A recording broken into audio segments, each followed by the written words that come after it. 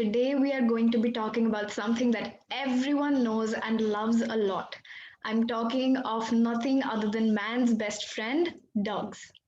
This session is going to benefit everyone who wants to know more about the connection between our canine friends and our mental health.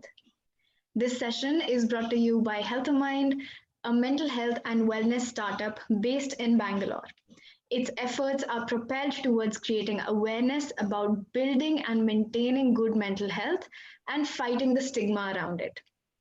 It strives to provide a holistic perspective, which is what differentiates it from other organizations.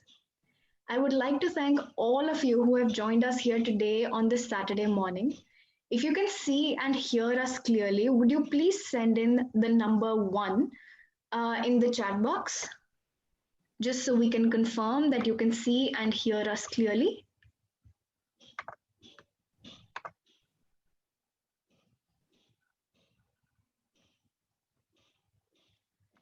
That's great. A lot of ones pouring in. Thank you so much.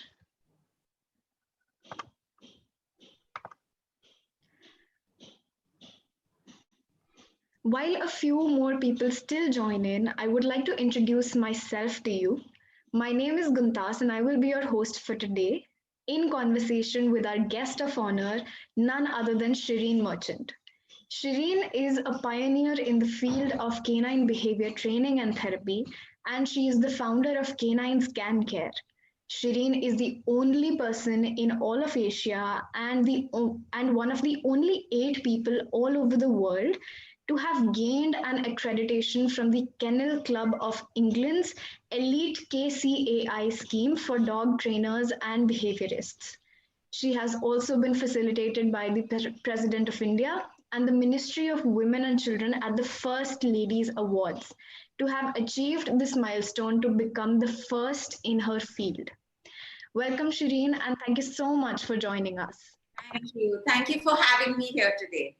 Yeah. For all the audience members, I would just like to ask you if you have any questions or clarifications, please try to put it in the Q&A, and we'll take up the questions at the end of the session. With Shireen, once again, thank you so much for being here, and I would just like to begin this conversation. That's my dog barking away. No worries, no worries. It would be nice if you can just bring her over if that's possible. I will. Maya, here. In. She thinks it's a webinar, so she has to kind of be all alert about what is going on. She doesn't realize her actions are actually detrimental. No, but she's absolutely beautiful, and it's so good to actually have Maya here in the session with us today. Now she's got all carried away. She'll show off. So if anybody minds having Maya on board here, please just give us a shout. I'm not sure anyone would have a problem with it, but I think people would, on the contrary, would actually want to know more about her. I think she's also a guest of honor here today. She's quite a show-off. So, Shireen, it seems like you have a wonderful bond with dogs. So, I just wanted to begin this conversation by asking you, how did you discover and decide that working with dogs is going to be your calling in life? Okay, so I started working with dogs in about 1995. And in 1994, I met my mentor, John Rogerson, who is one of the world's leading behaviorists and trainers. And once I met with him, I kind of connected with him. I went to England, I studied. And when I studied there, I met a lot of different people, saw a lot of different things. And that's really where I also learned more about therapy dog work. And then I came back to India and I started working in this field. Okay, and I'm sure that our viewers are also wondering a little about, what we're here for today. So could you briefly share with our viewers what is it that you primarily do, which is canine assistance and therapy? So what is it about and how can it be beneficial for our physical and mental health? So one of the many things that I do, so over the years when I started working in India, I realized that there is a need for a variety of things related to canines. So we started dog training in a different way. We started behavior work. We started trainer courses. And one of the many things we did was service dogs. So service dogs also includes therapy dogs that we do a bit of work with. And we also do assistance dog training. And that's completely different. The two are completely different. But since we're here to talk more about therapy dog work, so therapy dog work we started probably in 1995 itself. And it is basically work where we take dogs to meet people. And in a very small nutshell, that's what it is. We try kind of cheer up people. We find therapeutic benefits to doing this work. And over the years, we've grown the work we've done with therapy animals. So I would really like to come back to canine assistance and therapy in just a bit, but going back to what you said, you've been in this field for almost 25 years now, and that's a huge time period. So, how would you say that it has evolved over the years? So when we say evolved over the years, it has. You know, when we first started doing it, I mean, people would enjoy this work. They definitely did. But at that time, they did not know. I mean, I knew what it was, what we were doing, and it's therapy dog. But a lot of people just said, bring your dog, let's have fun. Today, I mean, now I'd say maybe 20 years down the road, people actually reach out and say, we'd like to have a therapy dog come visit us. We want therapy dog work. And they're using the terminology. So that means people are more educated, they're more aware, they're probably read up on it. And I do think over the last 20 years, dogs as a field in India has changed because people are more aware of what dogs can do. Honestly, 20 years ago, whenever we did any of this work, people wouldn't know much about it. But I think thanks to the opening up of the internet and TV channels and all, people are far more aware of it.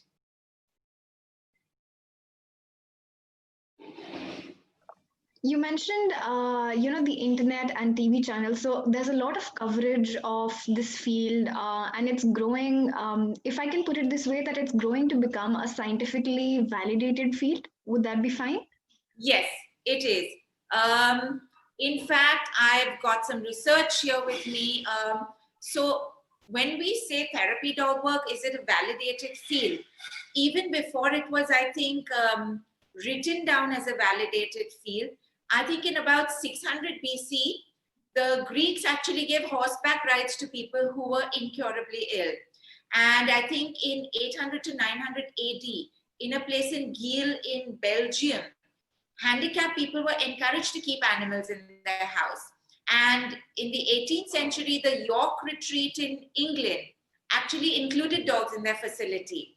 But I think it wasn't until Boris Levinson's book in 1969 that people actually started to see the benefits or have it chronicled that there are benefits to dogs, therapeutic benefits, and dogs can actually heal us in many ways. I'm not saying when I use the word heal as in a kind of a medicine, but they can complement any other work that is going on with that person. And of course, over the years, more research has been done.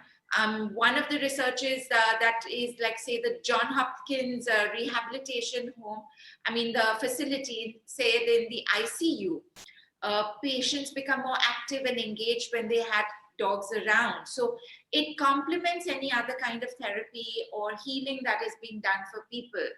And it's just amazing to see the work, even though sometimes when we work, we may not have, put it down into proper research or any of that stuff.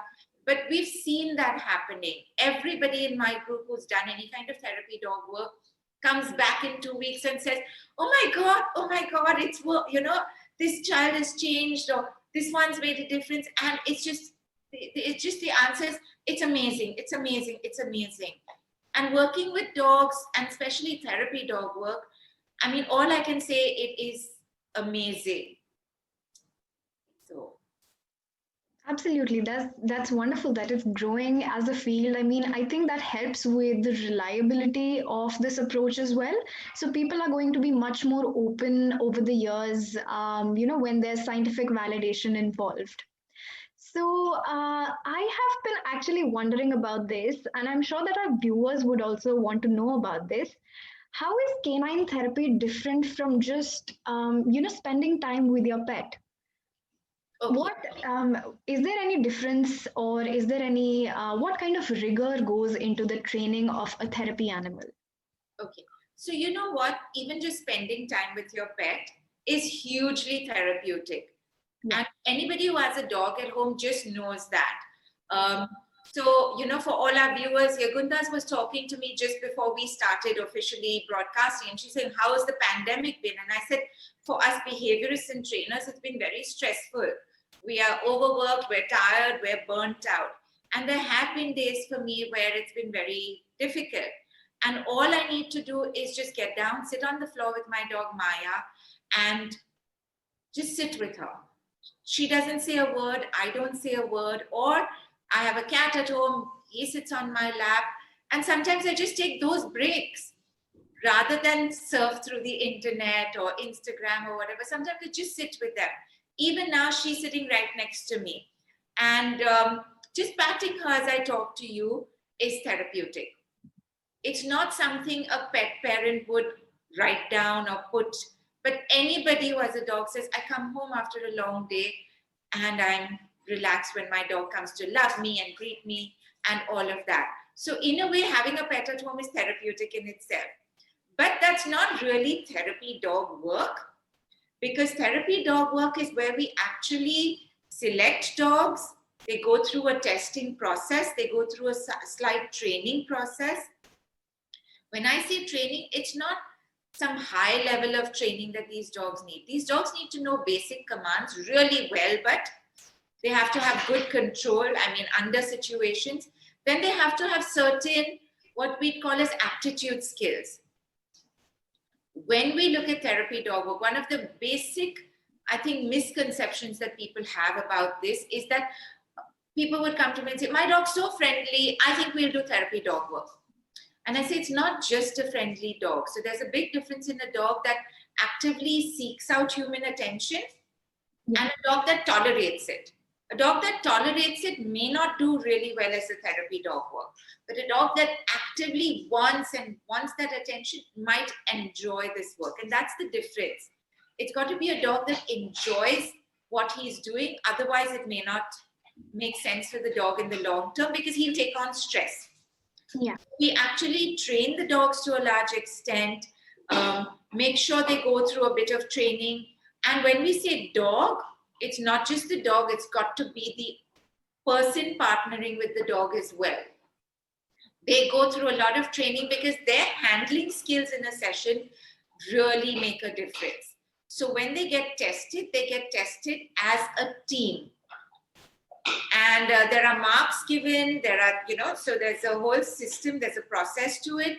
And both the parts of the team, the dog and the human being, get marks, and they have to pass as a team. So that's the whole process.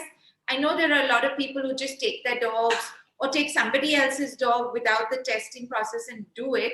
You can get away doing that. I'm not saying you can't. But in the long run, for the benefit of the animal as well and the benefit of general society who we're working for, it's best to have the dog go through this in a more systemic manner, because otherwise in the long term, you can see the dog burning out, maybe the session not going well. So there are a lot of things that can go wrong. So I'm always of the mindset that we do this very properly if you're going to do it. Absolutely. What you said makes complete sense because, the teamwork and the synergy that is required between, the human element and the dog element, I think that is going to greatly affect, the result of how good or how beneficial canine therapy actually is. So, going back to Shireen, going back to what you said earlier, you mentioned canine assisted activities and canine therapy. So, could you differentiate both of these elements for us? I'm sure our viewers would also want to know more about it.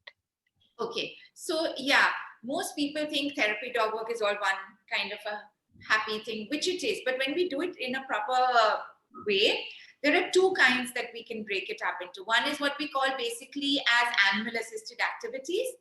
This is more so what I think most people do, which is just like a general casual greet session where you take your dog maybe to a nursing home or to a school or to an old age home, and you just have fun with the dog. People engage, and of course there are a lot of benefits to that as well, because it people can open up, talk more, develop more social skills.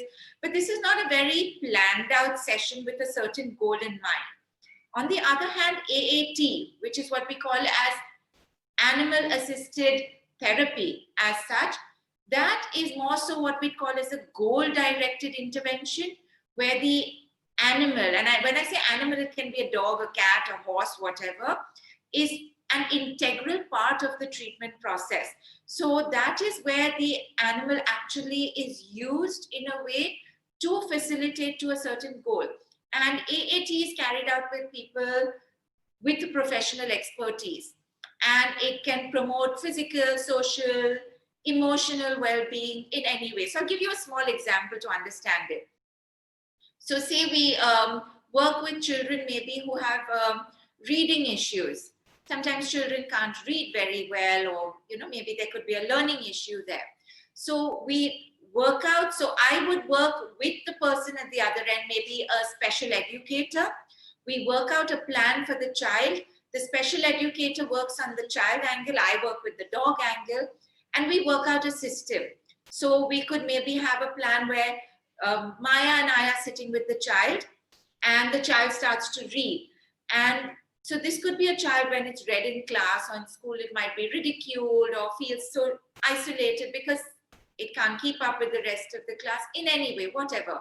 He or she could not.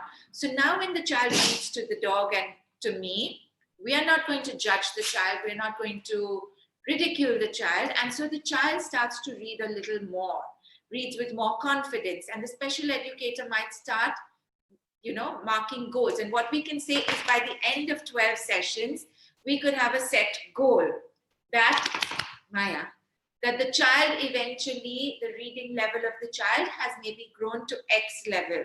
So we started at this level and then we moved to this. So that would come under AAT, where you actually set a goal and you work towards that, and you work with a professional for that.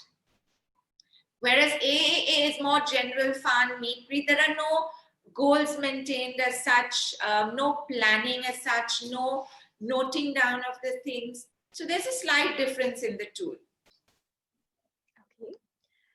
So you gave us an example of, a child who might have some concerns with reading or maybe learning. So how do canine therapy or assisted activities help with other mental health concerns as well? I mean, do you have examples from your career related to where, these activities or therapy could have helped with depression or anxiety or any other issues? Because these are really increasing, in the period of this pandemic. Absolutely increasing. Yes, you're right. A lot of people are going through depression. Unfortunately, because of this pandemic as well, so it's a vicious cycle, we can't really take dogs and make them meet people at this point in time. So sometimes some of my people in our group, the therapy dog group they've done online sessions. But honestly, to me, it's not the same thing as touching a dog and playing with the dog, all of that. But dogs can have huge effects on you if you are suffering from depression, because we do know dogs, in the way they release endorphins in us. Just patting a dog can be therapeutic. So they can really help with depression. They can help with sadness. So I can give you a very quick, small example. Many years ago, I had another dog called Sarah. Maya and Sarah, very similar to each other, very gentle, very loving, and very sensitive dogs in their own way. And I had this lady come over to meet me. She had lost her 10-year-old daughter a while ago. And she was, of course, in a lost state of mind, and she didn't know what to do. And she came to meet me saying, I love dogs. I thought I could do something with dogs, right now it might cheer me up. And I remember she was sitting across from me on the sofa, and we were chatting. And she was obviously very overwhelmed with what had happened in her life. And all my dog Sarah did, is she came and she sat next to her. And all that lady was doing while she talked to me is just patting the dog like this. She didn't have to tell me I'm depressed. She didn't have to tell me I'm sad. I mean, you can see that. She didn't have to tell the dog any of that. The dog just came and sat. And all she did was just this to the dog. For that entire 1 hour that she was sitting, she just kept doing this. And you could see that a lot of what she was going through was just going through like this. It was passing on. And it's not even long term, whatever. For that 1 hour, the dog, I'm sure, made a difference to how she felt. Maybe it took away a little bit of that, I'm saying, of that sadness or whatever she was going through. So dogs do take it away. When you say of other needs, like say autism, one of my students, I think 2 of them, have worked with a child that had autism. And of course, the first session, not very good. Second, maybe not. By the 4th, the child was actually engaging and interacting. And the mother was amazed. She said, I can't believe it. The child normally would not do any of this.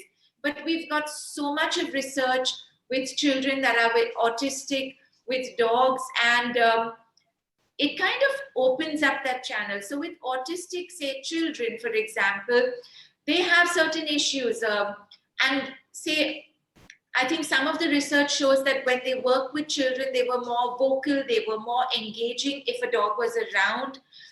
They were more talkative. Sometimes they otherwise go into a shell and they may not talk for a while. But I think it's part of that touch, which is a safe touch from the child's point of view. So there's lots of studies done with autistic children and dogs.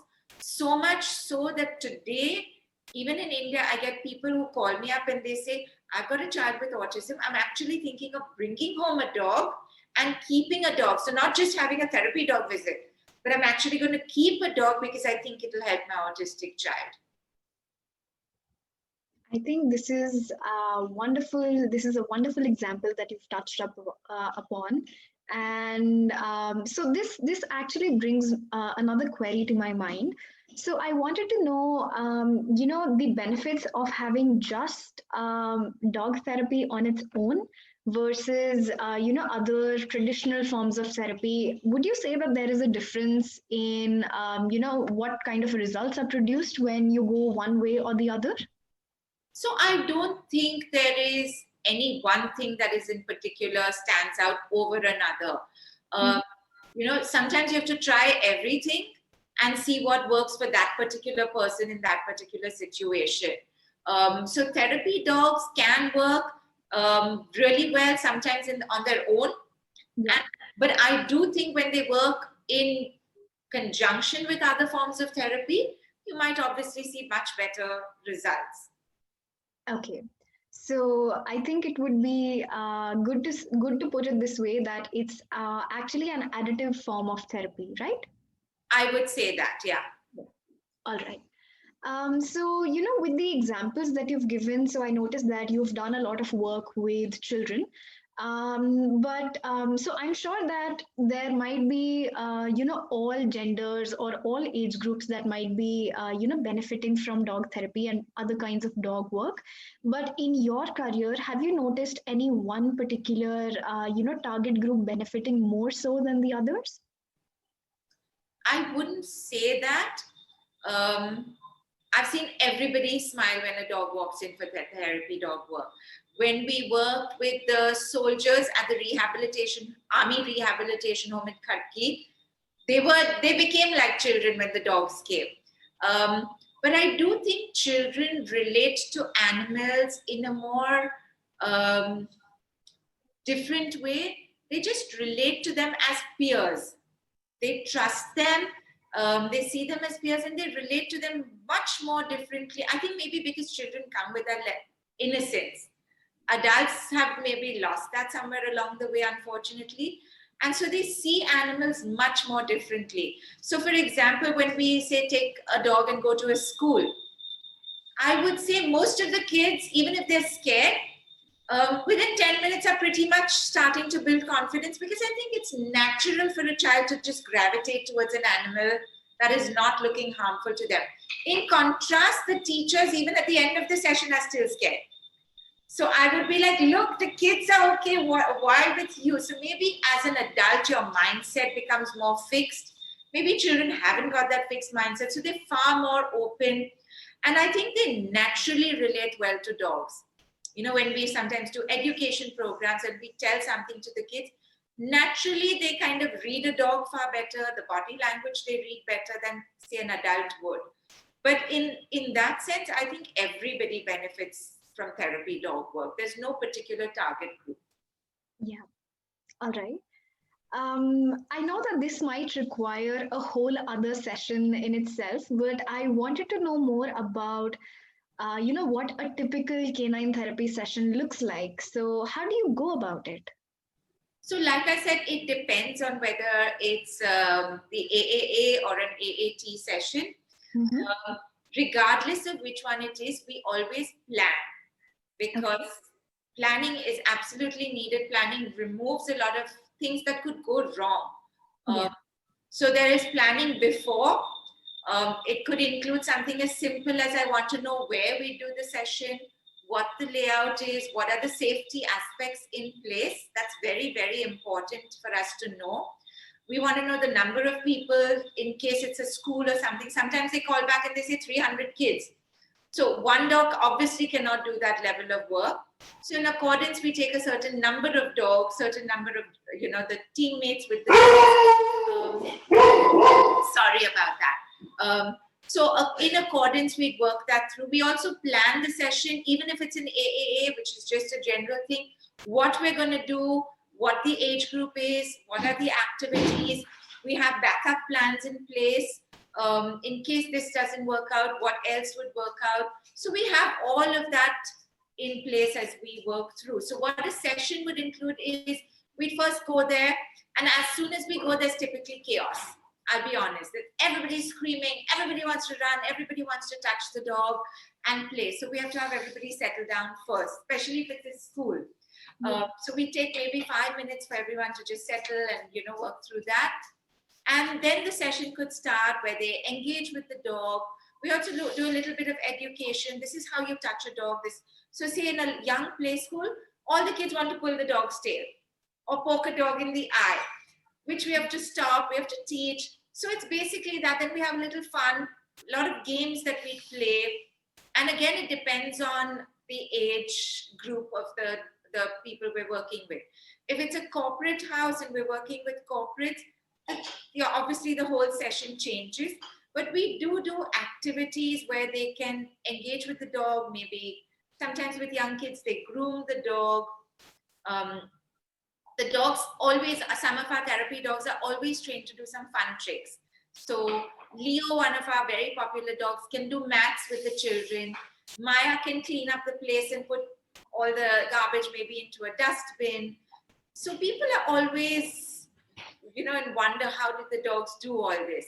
So there are parts where they're engaging physically. Then there are parts where we give the dogs a break from that and we talk to them, engage with them. It's basically kind of, you don't keep the session always at a high energy. We kind of modulate that so that people are not overwhelmed at the end with too much of fun and excitement as well. We want to leave behind a happy endorphin-filled effect. Absolutely. Just, watching you talk about this so passionately, it's also making me very excited that I need to, enroll myself in one session just to have that experience. I think it would be a lovely, lovely experience to have. So I would request the audience members to start putting in, if they have any questions or queries, they can put it in the Q&A. So we have one other question for Shireen, and after that, we're going to be taking up the Q&A. So, Shireen, while we were talking about, all the places that you've worked at, so you've mentioned a school, you've mentioned an army camp, you've mentioned an old age home as well. So, what organizations or what other places have you partnered up with? So we work offhand. I mean, it's been years and years, so some of the names I'm not, but a lot of government-aided schools have reached out to us, which is lovely. At Prabhadevi in Mumbai, there is one such school for, I think, children who are, I think what they called it is deaf and mute school. So, and those were like teenagers.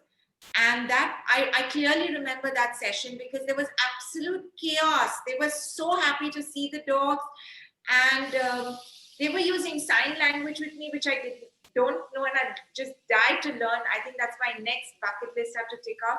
And they wanted to know about the dog, and they were asking about it. And at one point, we said we play fetch with the dog. There was a line of 50 kids waiting to throw the ball for the dog. So one was that school. We worked with the Spastic Society School at Bandra. I think now they've changed their name to Adapt. There have been old age homes. We worked with very closely at one point with the Army Rehabilitation Home for Soldiers in Khadki, Pune. And so offhand, those are the names I can remember. We've done a lot of play schools. We've done a lot of schools that we've taken the dogs to. So there's maybe the JBCN school we worked with. Offhand, those are the names I could probably remember. But a lot of schools have just called us to educate the children and chat with them and make them more sensitive today. You know, today I think the kids are learning everything from history and maths and physics, but nobody's teaching children how to be compassionate. Nobody's instilling empathy. And I do think at the end of the day, you know, you and I, Guntas, can know that I'm not belittling any history or anything, but at the end, to be a good adult, you do need empathy, you do need compassion. And I do think we need to actually teach children that today. It's unfortunate, but unless we teach it to them, I don't see what kind of a world we're going to have 50 years from now. And dogs can help facilitate that.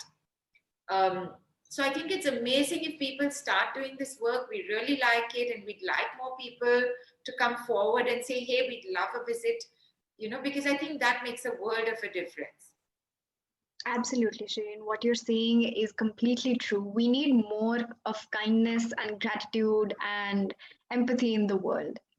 So, we do have a couple of questions that have poured in. So, there's someone who has asked anonymously, how long does it take to train a dog? So you know what the training basically is. Your dog needs to know all its basic commands really, really well. It needs a recall, it needs a good sit, a good stay. We typically don't do therapy dog work till the dog is 1 year old. And there's a reason for that. Till then, you can train your dog. So a lot of people by that time already have said, my dog is trained in the basics. So we kind of might have to polish it up. So there's no timeline as such. If your dog already knows that, you're pretty much sorted. Then we just run a bit of aptitude testing. What is aptitude testing? It would basically be simulating a therapy dog environment to see how your dog takes to that. If your dog doesn't take to that well, you can maybe fail that testing, go back, prepare for which aspects you failed in, train your dog for them, and come back for new testing. So it's always possible. I would say maybe a matter of maximum 2 months to really work through that, and you're pretty much ready to start your testing process. All right. So they've also asked, how long does the process of therapy take usually when you're working with canine therapy? So what you mean by a session in that? Is that what you mean? How long is a session for? I mean, whoever has asked this question, they can probably specify, but I think if I understand it right, they're probably asking, is there a specific number of sessions that you work for XYZ sort of concern? So it varies again, depending on what the concern is, right? Yeah. So for example, if we're working with somebody who say, for just a rough example, somebody's met with an accident and has broken their ankle and is looking for physiotherapy, and the dog is a part of that, I would really need to sit with the physiotherapist to see how many sessions that might take. So every concern might take a different amount of time. So I don't know if we can give a fixed time frame to this. Okay. Generally, however, I mean, for if I speak for myself, counseling sessions, if we are on a journey with a client, it usually takes about 6 to 8 sessions, for solution focused brief therapy. So, could you give us some sort of an approximation? So I think 6 to 8 sessions with a therapy dog, you definitely see some results. That's quite a lot. I mean, definitely we've seen results in that much time. But like I said, it can vary depending on the level that you're starting off with a person and what level you're hoping to achieve. Sometimes you could have a therapy dog working with a child for even say once a week for a period of a year. Because it's just sometimes the other benefits we look at as well. The child might be more calm, more confident, and as that builds. So I would say definitely 6 to 8 sessions, we'd see some results with therapy dog work. Absolutely, absolutely. Thank you for clearing that up. Pleasure. All right. So you already did touch upon this earlier, but someone has already asked what kind of dogs can be therapy dogs. So you did mention, dogs that actively want to seek human interaction. That would be a major plus point. Apart from that, do you also have any other criteria? So no, I mean, a lot of people say breed-wise, only Labrador, only Golden Retriever, but that's not true. It's not got to do so much with the breed as it's got to do with that particular dog's personality, and it should want to do the work. That's where we've hit a roadblock, because 90% of the time it's the human being who wants to do the work. And if you really ask the dog, he'd say, well, I'm kind of okay with people, but I'm not going to enjoy doing this kind of level of work. Remember, at the end, therapy dog work can be stressful to the animal.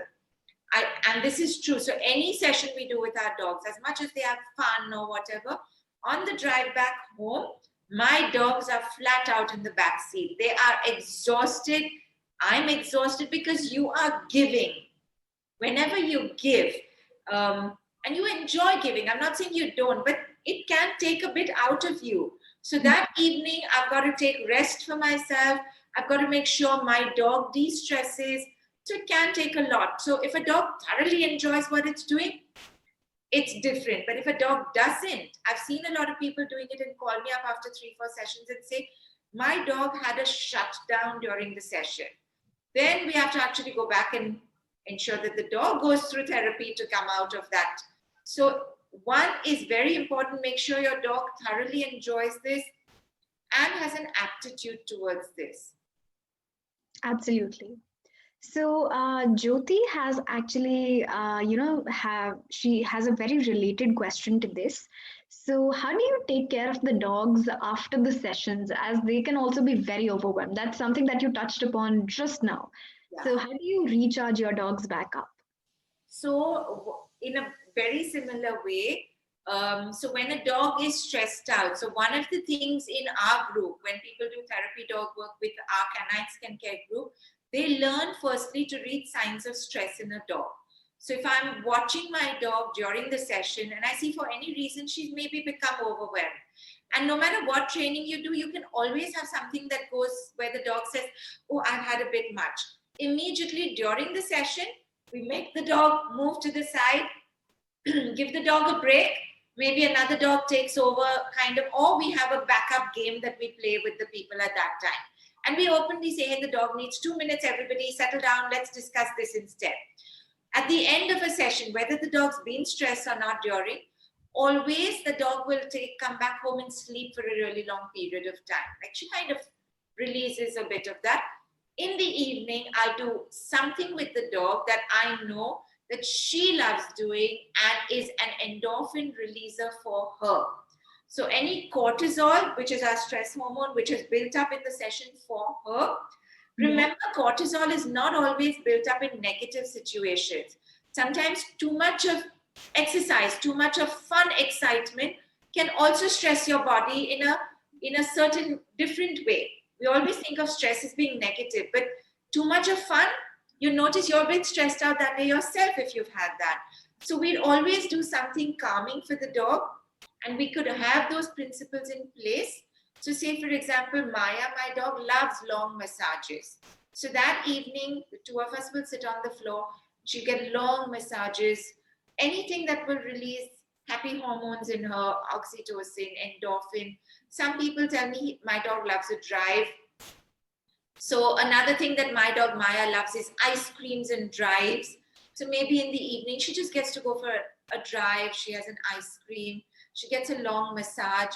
So I do what I can to bring down any cortisol levels that might have come up on that day.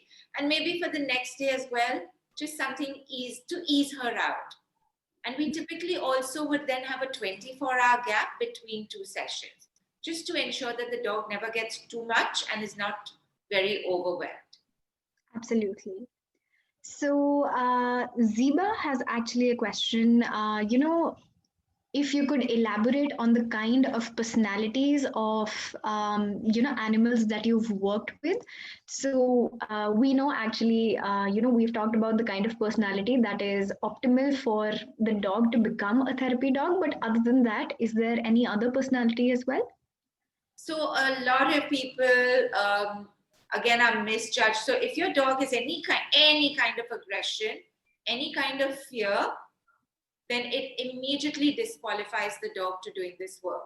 Okay. In saying that, I think we've kind of covered it earlier. If your dog is just tolerating this, Yeah. it will take on the stress of a therapy dog session far more than a dog that enjoys this work. So I've seen people do this with dogs without testing or any of that.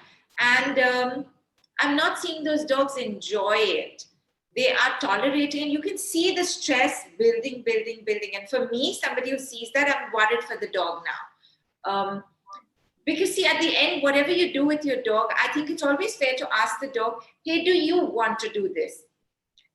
When we meet people, they're very disappointed when I tell them, hey, I think you're very enthusiastic, but your dog really couldn't care less much about doing this work.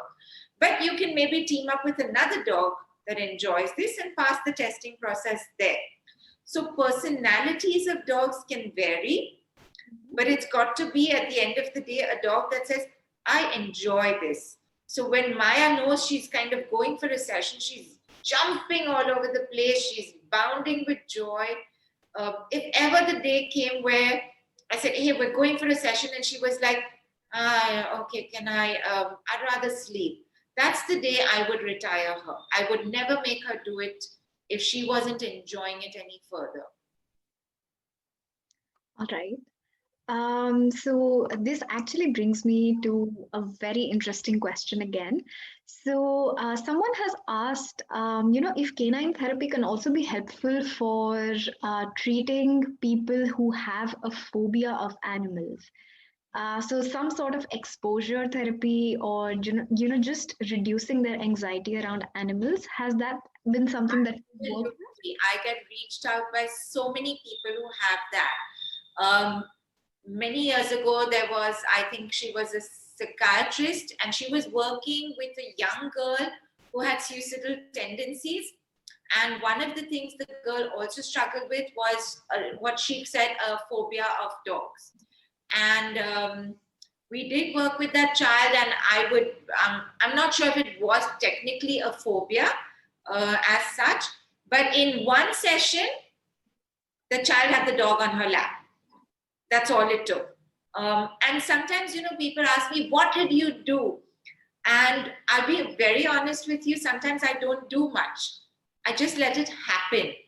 Sometimes when you just let dogs take over, there's a certain magic they bring with them, and it just happens. Then there was a young boy that had once come to me, and he'd been attacked by another dog. Till that time, he was quite okay with dogs, and that attack was pretty bad mentally for him. Physically also, he got hurt, but it came to a point where the mother said, he's not sleeping, he's got nightmares. If he's walking on his way to school, he keeps looking over his shoulder. And she said, can we come and meet you and understand what to do? He was just a young kid, I think about 10 years old. And I remember when they came to my house, I opened the door, and of course Maya was there, and she runs across to say hi to everybody. And the boy immediately clung back and chirped. And I said, are you scared? And he said, yes. I said, would you like me to put the dog away? And he said, yes. So I put away Maya into a bedroom for some time, and they came, they sat, and then we started talking. And after a few minutes, I mean, I kind of convinced him, and he said, yes, it's okay. I'd like the dog to be let out. And she came, she sat, she went and said hi to everybody. But for some reason, she went and sat and put her head in the boy's lap. Initially, he just did this and he just sat. And she just did that. And if you ever met Maya, she's not the kind to do that for long periods of time with anybody. How did she know that out of everybody that this boy needed her the most? I don't know. Sometimes, I mean, and she can be quite a clown. So for her to be sensitive to that situation was nice. She put her head in his lap and they just sat like that for over an hour. You can see here, she won't sit with me for a small period of time without getting up and walking. But there with him, she just put her head in his lap and he patted her, then he hugged her and he patted her. And they just did that. And one session later, I mean, the mom reached home and she said, a lot of it has eased, the nightmares. I've really done nothing. It's the dog. And that phobia started to slowly come down from there. So I'm not sure again if you clinically call that a phobia, but there was definitely high levels of fear, discomfort. But a lot of people reach out and say, we've got a phobia of dogs. And I think then a therapy dog is the best dog to work with because that dog can be under control. The last thing a person with a phobia wants is a friendly dog jumping on them. That's overwhelming. So they want to take it slowly. And I think that's where a good, well-trained therapy dog can make a big difference. That's a wonderful, wonderful story. So we've got two very similar questions. And I think we've covered every other question so far. So I think these will be the questions. Okay, we've got one more. So let's just cover this first. So these people want to know that, they want to be a dog trainer or they want to be a handler, but they aren't in a position to own a dog. So can they still go ahead with becoming a dog trainer or a handler? Absolutely, yes. Absolutely, yes. So we do have courses of our own where people can learn. And a lot of people ask me, do I have to have a dog? And I say, no. You know, what I don't want is somebody just keeping a dog for the sake of this. Yeah. Not taking good care of the dog. There's no point in keeping the dog. But a lot of my students work in the field and they don't have their own dog. And it's quite understandable. But I would never make them have a dog because, your lifestyle has to adjust to having a dog at home. Sometimes a person says, I'm out from morning 8 o'clock to evening 8. Can I keep a dog? And I'd say, no, it's not fair to you. It's not fair to the dog. Why keep a dog then? Yeah. Can you still work in the field? Of course you can. Absolutely. So I think that answers your question, Swaha. Thank you for asking that. We've got one final question by Avantika, and she wanted to know what are some of the challenges associated with animal-assisted therapy. So what kind of challenges or issues or concerns do you come up with? Okay, so there are always a lot of safety issues. Okay, so we've got to keep in mind when you're working with people, dogs, anything can go wrong at any point in time. Especially say when you work with people with special needs. So I remember once when we were working with what was then called the Spastic Society with the children. There was this one child, I remember he was very small in a wheelchair, and I was working with one of my Rottweilers at that time. He was doing the work, and this child just reached over and grabbed both the dog's ears and pulled. And it was too fast. I mean, I reacted immediately. I stopped. But certain things like that can go wrong. People can suddenly manhandle a dog. They can drop something, or the dog could knock down certain things, or there could be somebody screaming. So we've had sessions where people have walked into the room and screamed. So there are a lot of challenges. The one way is always, like I said, we are always prepared.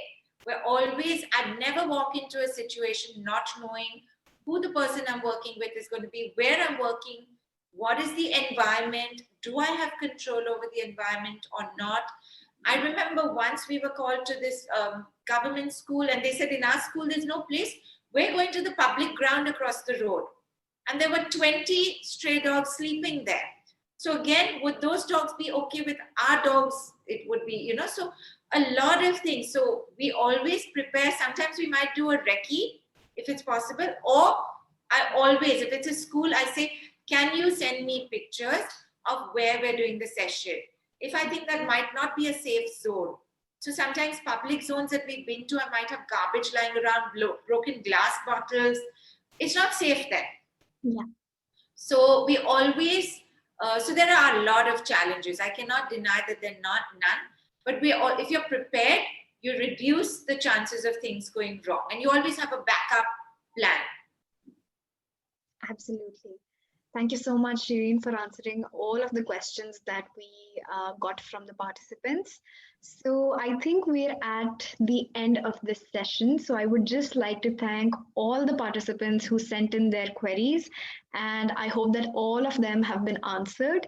To know more about canine therapy and assisted activities, you can log on to www.shireenmerchant.com to know more about the work that Shireen does. And I would like to profusely thank you, Shireen, for talking to us in such detail about your profession and how it can connect with our mental health. It has been really insightful and truly engaging to talk to you. I would Yes. I would also like to thank everyone who took time out on a Saturday morning to join us here today. And I hope that this session has been very enlightening for you. To keep up with more such sessions covering different areas under the umbrella of mental health, make sure to follow our social media handles at Health of Mind and stay connected with us in the future as well. Thank you so much.